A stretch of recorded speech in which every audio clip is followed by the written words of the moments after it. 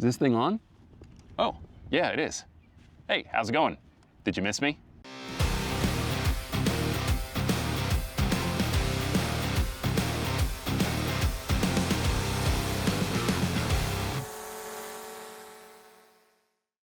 What's going on, everyone? It's Chris Fravel with the Droning Company here with another episode of Gear Check. Now, I know it's been a while since I've been on the channel, and I won't get into all the nitty-gritty about that, but I am excited to be back, and I'm especially excited to be working on this episode of Gear Check because we're featuring a drone that, if I'm being completely honest with you, I was skeptical about when it first was announced and released.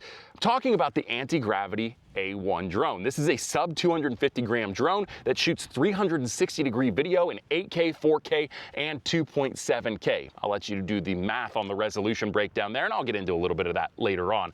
But essentially, this drone was marketed as a never-before-seen piece of technology in the consumer and prosumer drone space. And when I heard that, I thought to myself, well, time will tell. We'll just have to wait and see, because I've heard a lot of people say a lot of things about their drones in this industry.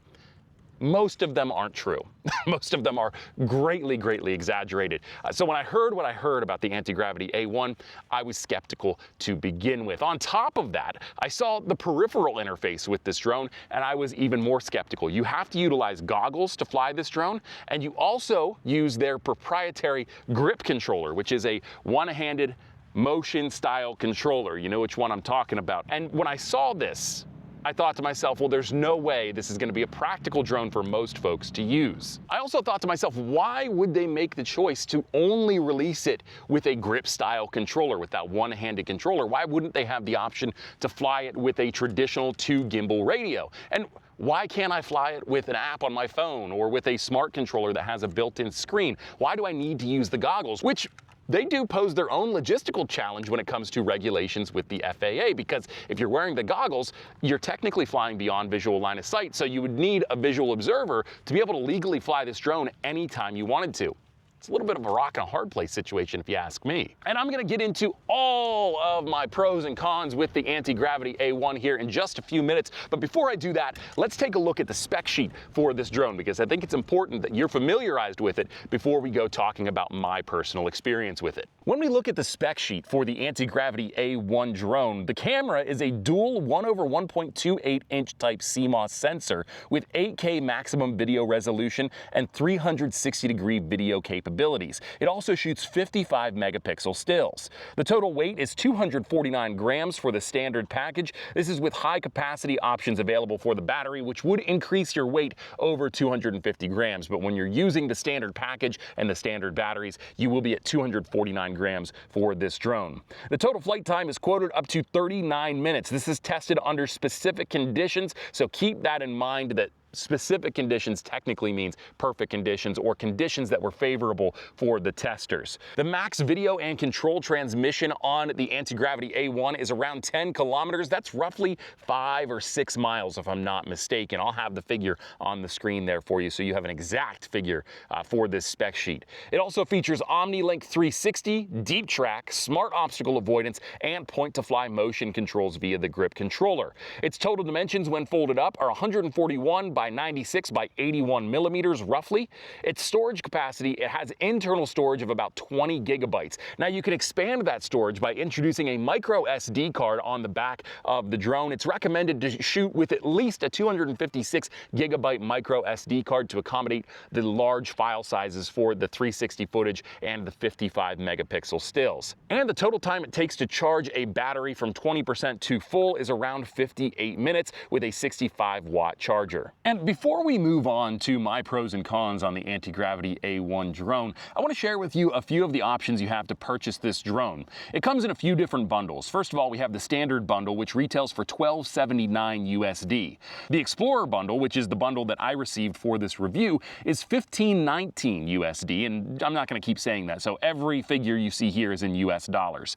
The Infinity bundle is $15.99. The Infinity Bundle plus propeller guards is $16.23. The Ultimate Bundle Lite is $17.45, and the Ultimate Bundle is $18.19. And you can go ahead and use the link in the description of this video to go to Antigravity's website and peruse through each of those bundles and see what you get for what you pay if you so choose. And not to tease you even more, but before we get into my pros and cons and my experience with the Antigravity A1, let's talk about what comes in the Explorer bundle, which again is the bundle that I received for this review. First of all, of course, you get the A1 drone. You also get their vision goggles, which allow you to navigate with the drone. You get the grip controller, which is that one-handed motion style controller. You get 3 of the A1 drone batteries. These are the standard batteries, which keep it at 249 grams.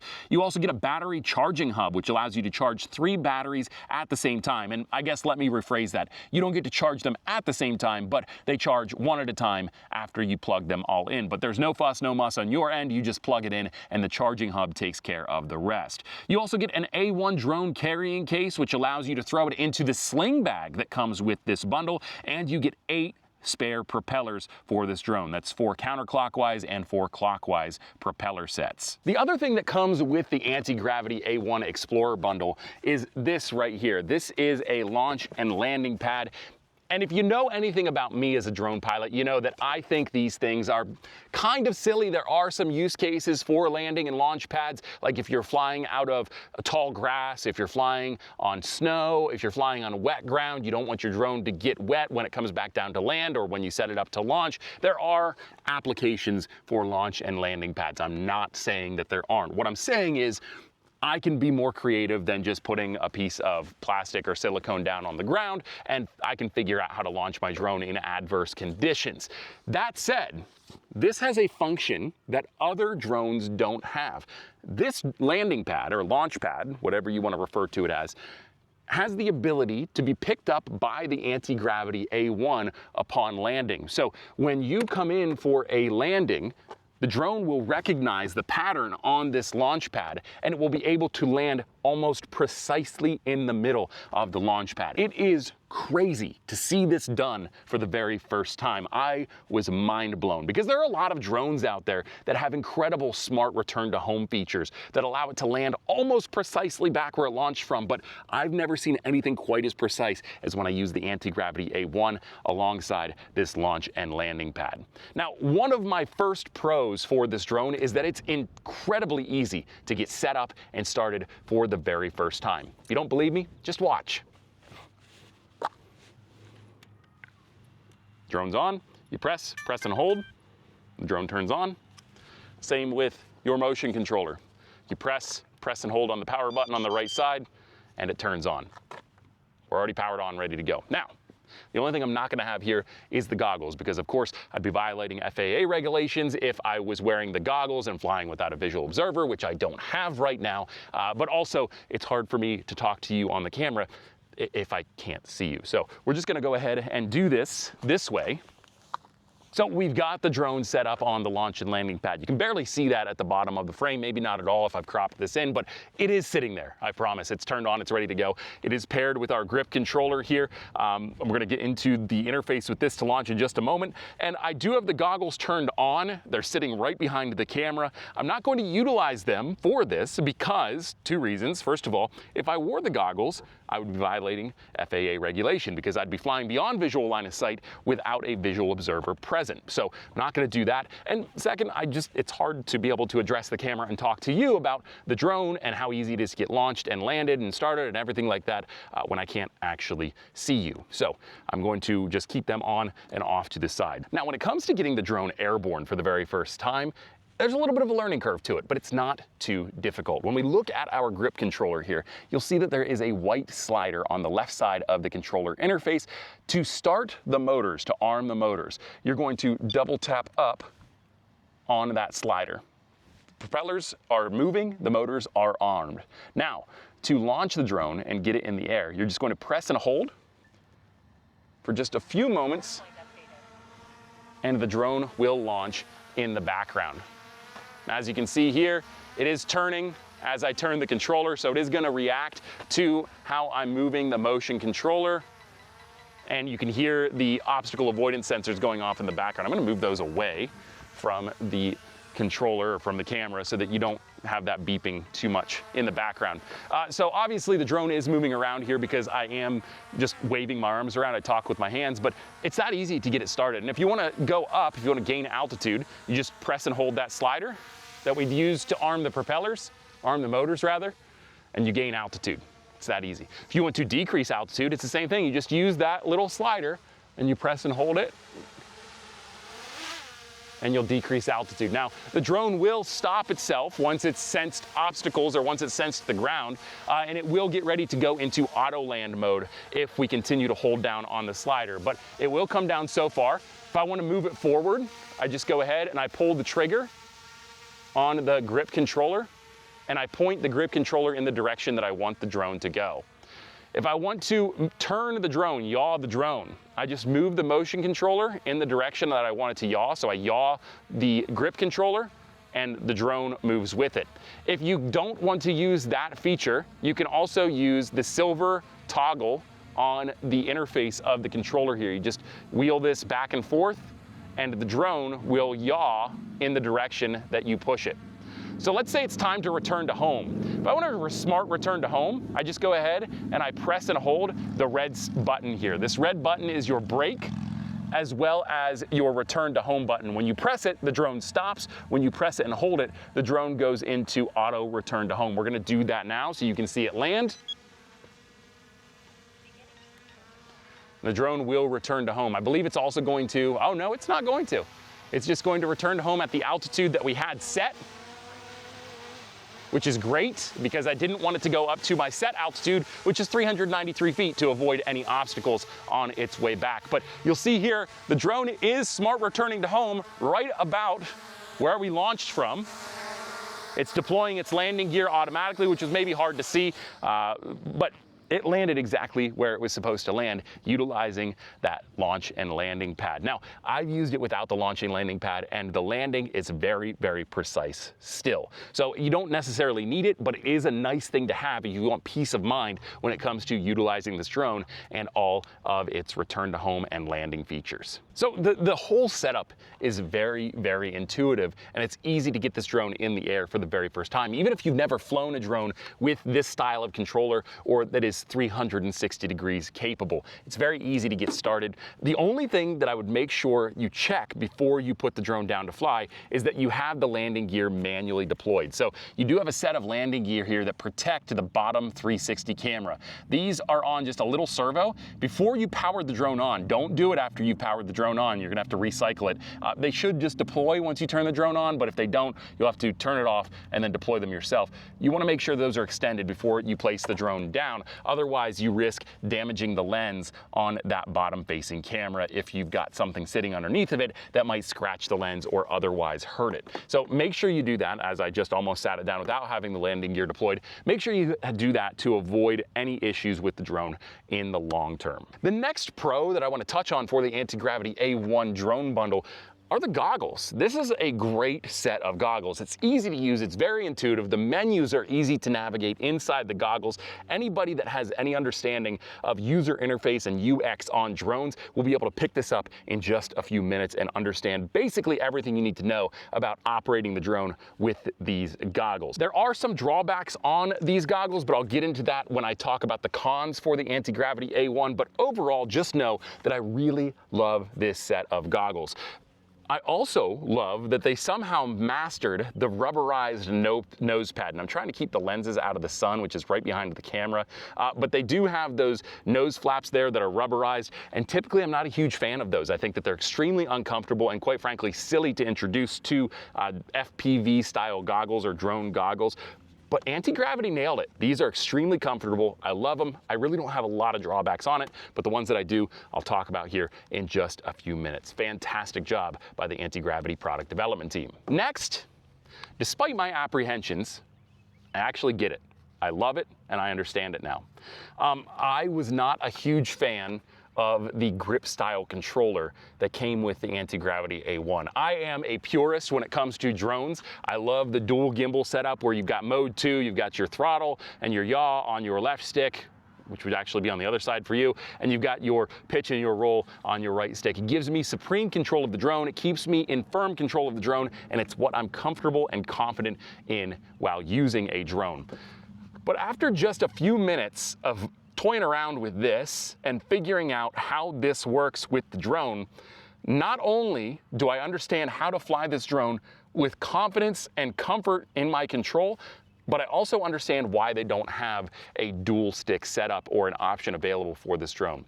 An interesting piece on the Antigravity A1 is that this drone does not roll. Now, it's capable of rolling. That is something it's capable of doing. Obviously, it's a quadcopter style aircraft, so it's able to do it.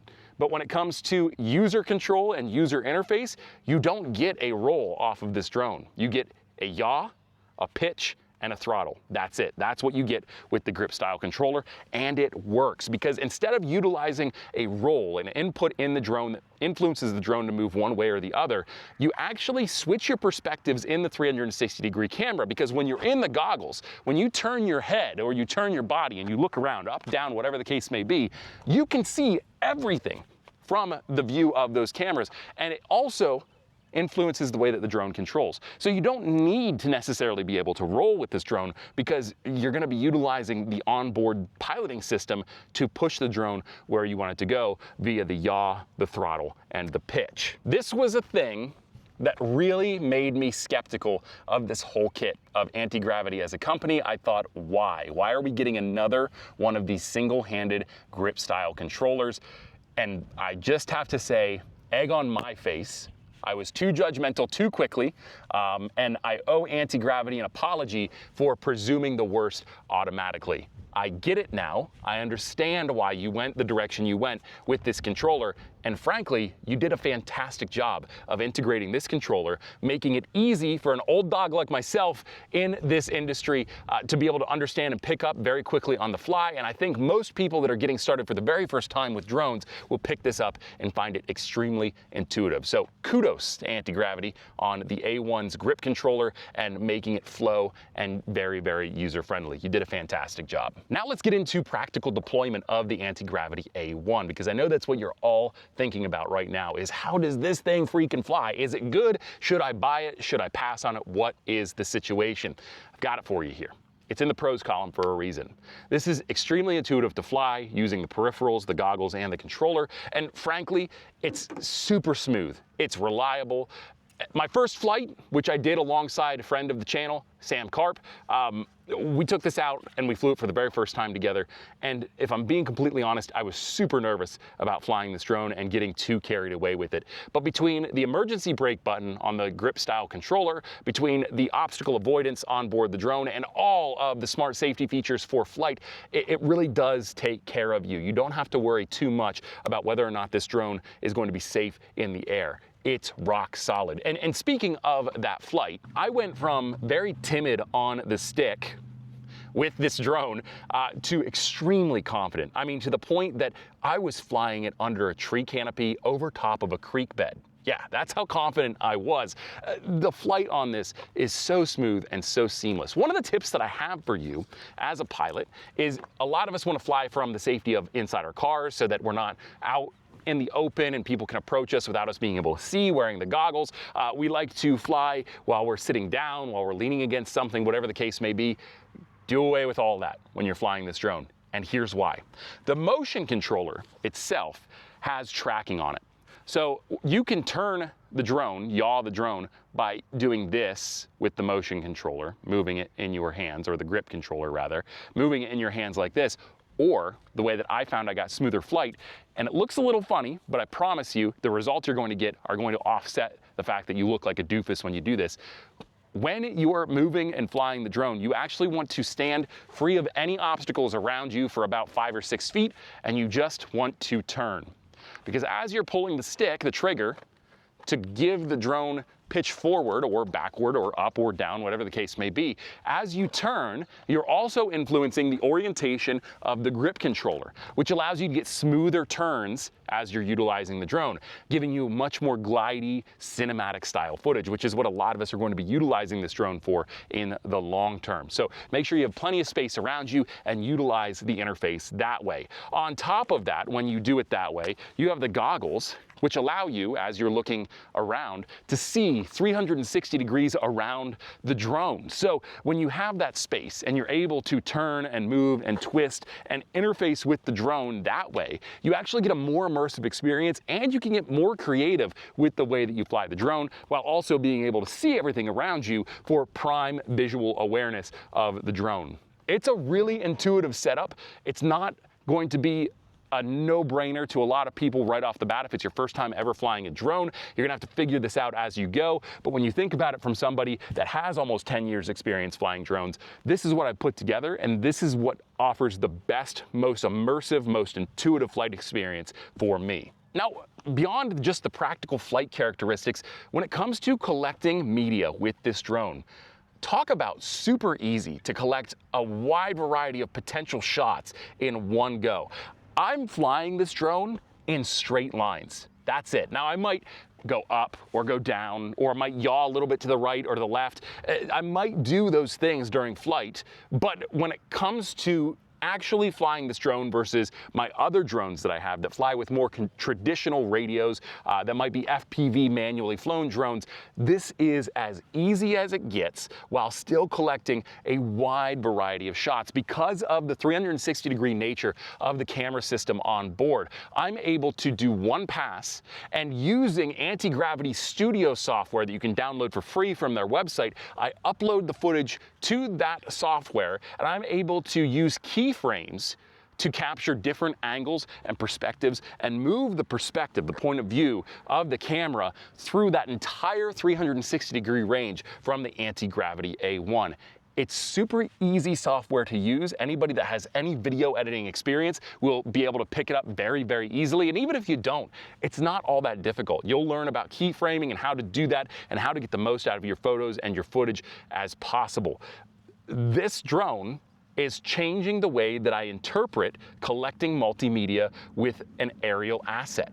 It really has just completely redefined the game when it comes to photo and video via a drone. And I never thought that I'd say that. I thought that we had sort of reached the full potential in terms of different types of experiences out there and different types of data collection with drones until I saw this drone. This has done something that no other drone that I've ever flown or reviewed on my channel or this channel or any other platform was able to do. This was able to re-inspire my interest in UAVs. And it's not that I lost my interest in UAV technology. You just become jaded after a while because you see the same things over and over and over again, and the same promises made over and over and over again. And a lot of folks, not everybody, but the vast majority of them, fail to deliver what they promised. This drone didn't just deliver what it promised, it over-delivered because it's reinvigorated my interest in flying RTF GPS position hold drones.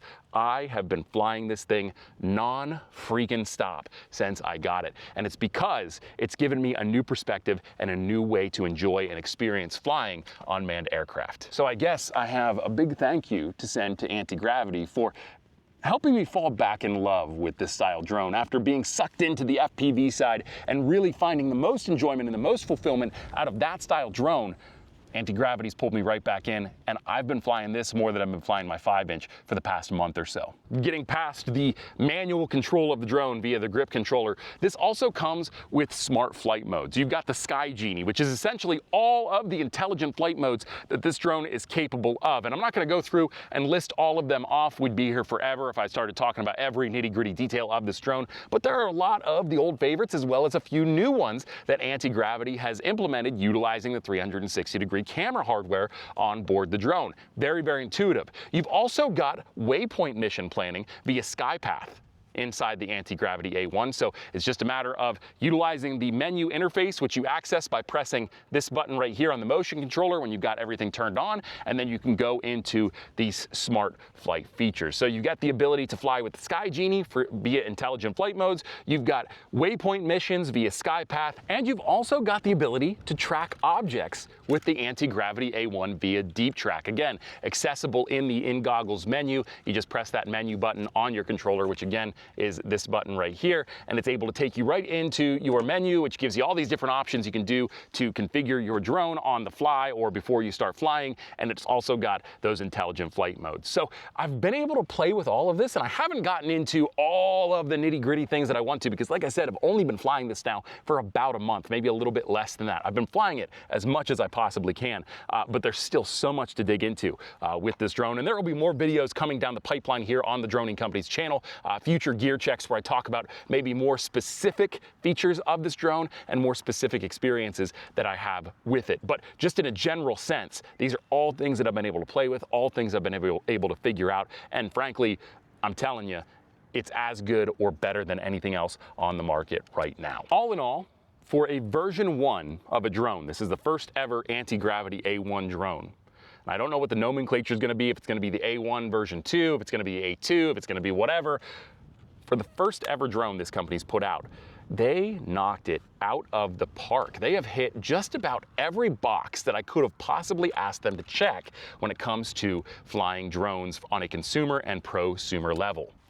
But all of that said, this is not a perfect drone. There were some cons that I found while experiencing this for the very first time. The first con, and maybe the most egregious one, and again, I say this with the utmost respect to Antigravity because overall they have done a great job, but I would have liked to have seen more from the camera quality department. There are two things that I had a problem with when it came to the quality of the footage and photos off of this drone. First of all, that 1/1.28 inch sensor is pretty good for a 360-degree camera. It's nearly 1 full inch. But you can definitely tell this is a smaller camera sensor. You lose a lot of details, especially while the drone is in motion, and it just doesn't quite pick up the information that I want to be able to utilize this long term as a prosumer drone where I can use this on professional paid projects. The other side of the camera quality that I had an issue with is there's no log color profile or even a log-like color profile. You just shoot with what you've got on board. That's it.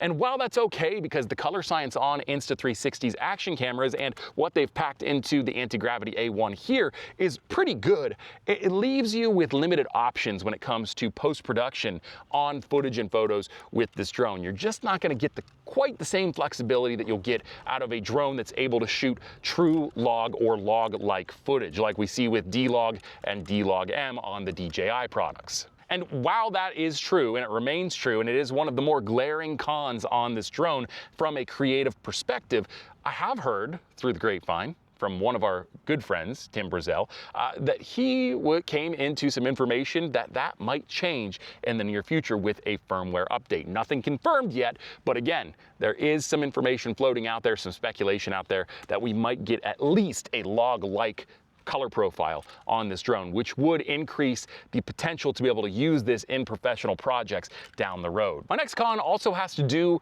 with the video and the photo media that you get off of this drone, and it's a con, but it's not necessarily a con that will stick forever because it's just the nature of 360-degree imagery. You need special software to be able to process the footage and the photos you get off of this.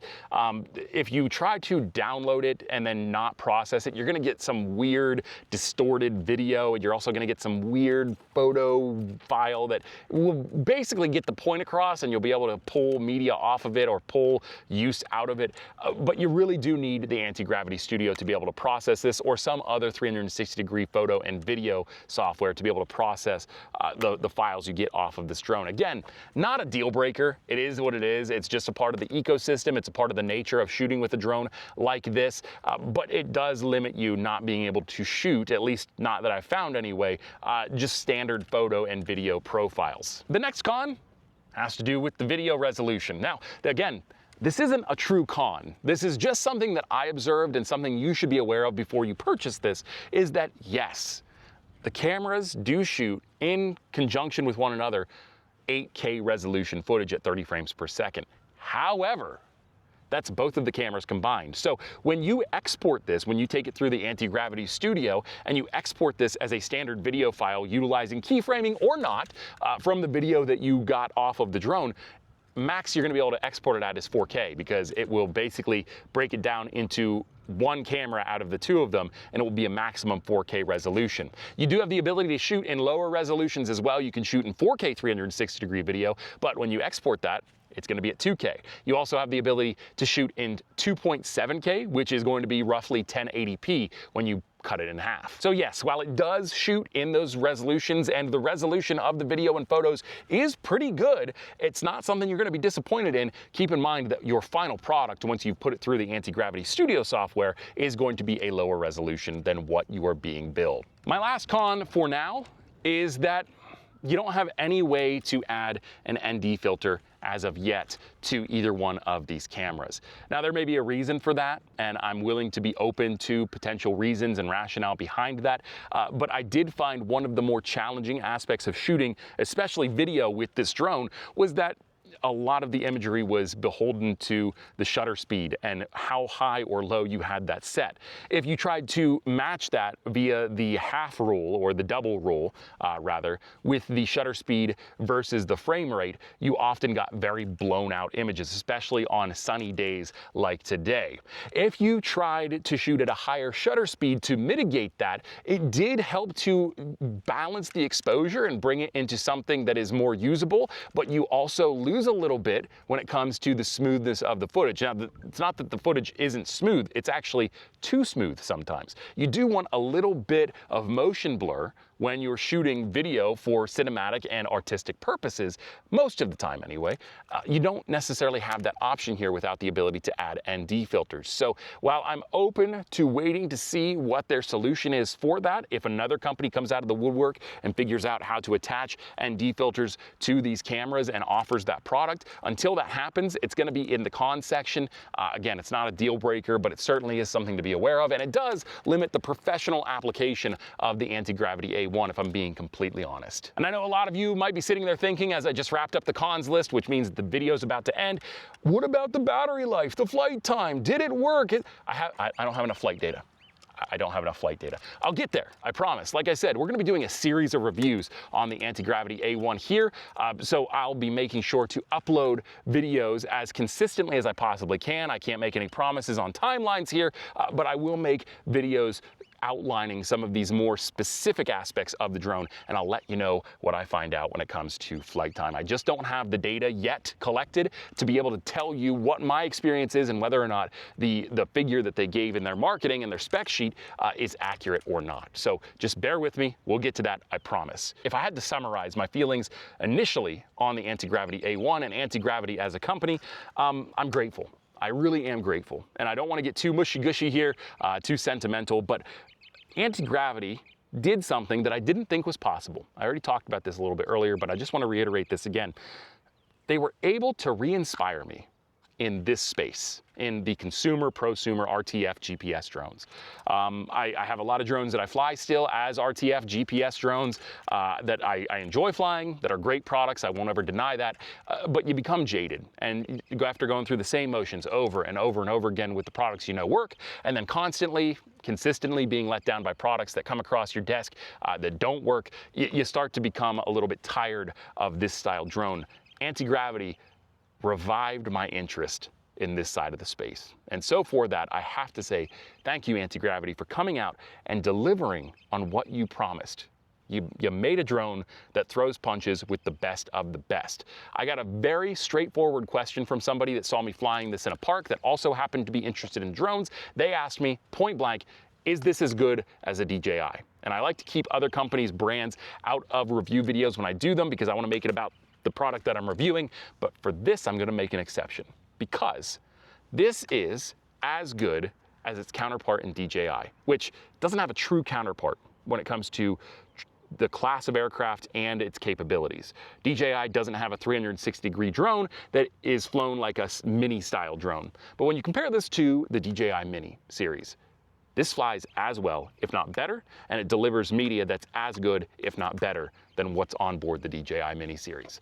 When it comes to comparing this against the upcoming Avata 360, or I guess it's already been released from DJI, I don't have a lot of understanding or perspective on the Avata 360, so I can't really sit here and say for certain whether or not it's better than this or not, but what I will say is I'm confident that this can throw punches from a video aspect with the Avata 360, and it won't be something that you look at and go, oh, well, it's anti-gravity.